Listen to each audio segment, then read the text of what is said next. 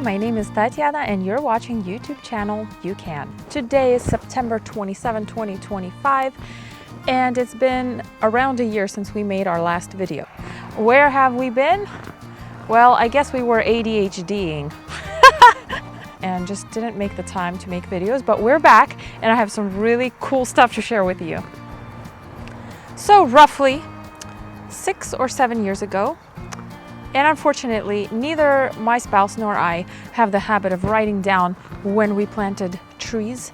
And we unfortunately do not have the habit of keeping tags of varieties. I know, terrible, but I guess we just have to live with that.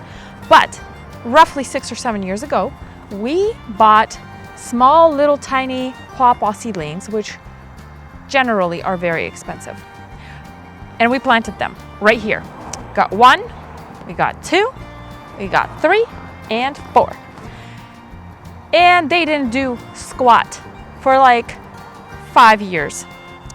Last year, we got a couple blossoms, and unfortunately, they fell off. But this year, they had blossoms, they set fruit, and we've been eating our hearts out, enjoying every single pawpaw and saving every single seed so that we can plant a whole orchard of pawpaws. So what in creation are pawpaws and where do they live and why do they live here? Pawpaws are actually the only fruit that can grow in the north part of the United States, northeastern part, I guess I should say, that is related to the tropical custard apple. Currently, it is very difficult, nearly to impossible, to find pawpaw groves that are actually fruiting out in the wild. For pawpaws to actually produce fruit, they need to cross-pollinate with 2 different varieties. And in the wild, that does not happen right now because of the mountains being clear-cut, but pawpaws will send shoots off of the roots, which are literally clones of the mother tree, so they cannot cross-pollinate and they do not produce fruit then. That's why we have 4 different varieties, which we have no idea where which tree is, but I know for sure one of the trees is a Shenandoah variety. The others, I have no clue, but I know we bought a bundle of 4 different varieties. Pawpaws need shade for the first 2 years of their life. Putting tree tubes around your pawpaw saplings will accelerate their growth. Pawpaws do not like weed competition, so keeping weeds under control will allow your pawpaws to grow faster, stronger, and better. Pawpaws are native to North America and have been part of this ecosystem for decades until, particularly in Pennsylvania, the mountains were clear-cut and the pawpaw groves were destroyed. And the last, my favorite, because pawpaws are native to Pennsylvania, they are resistant to diseases such as blights, different bacteria and funguses that affect other fruit trees. They also are resistant to deer. Basically, deer will not come and eat their leaves. However, deer may come and eat the fruit. So will other animals like possums and raccoons and skunks. But on the bacterial fungal front, these are super resistant and do not get affected by diseases.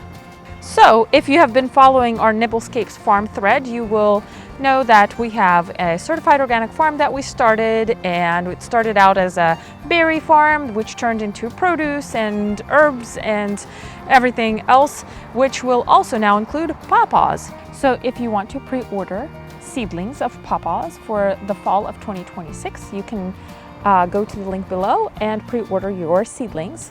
But if you plant a pawpaw tree, this is what you will get. Look at this lovely fruit.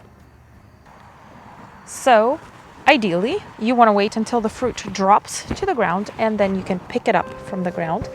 But if you grow pawpaws for yourself and you have trained your eye to see which one exactly is ripe by the tint of the greenish yellow on the skin, you will know which ones are ripe before they actually fall. And you can pick them before they fall off the tree, like this one.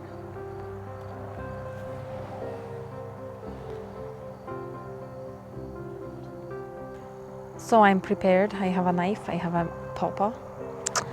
But these things, okay, so you can eat them like kiwis. You can basically slice them like this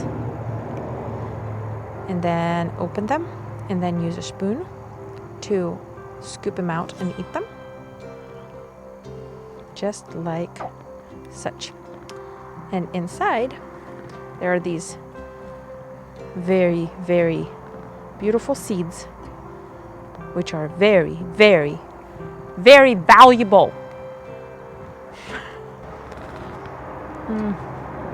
The flavor, the texture is the easier one to start with. It's like super ripe banana, super ripe mango, and if you combine those two textures, that's how it, texture-wise. Taste-wise, also, it's like a banana with a little bit of mango, with a little bit of papaya maybe, like a hint of that. Maybe a little bit of custard apple, but it's so good. It's like, I don't know, biting into a cloud that's lit up by the sun. It's so good. So the seeds, once you eat all the fruit off of them, the pulp, they're just like this. They're hard, but you can put them into your refrigerator until the next spring. So the cool thing about pawpaws, so if the seed freezes, it dies. If it gets dehydrated, it dies. So it needs to be in a cold, but not a freezing environment, and it needs to be moist. So you can mix a little bit of damp perlite in a Ziploc bag with the seeds in your crisper drawer in the bottom of your refrigerator and wait until the following spring and then plant them. And they have a tremendously good sprouting rate. But we will talk about that in another video. That is it for today's video. Thanks for watching, and if you like this video, hit a like and subscribe to our channel for more videos like this.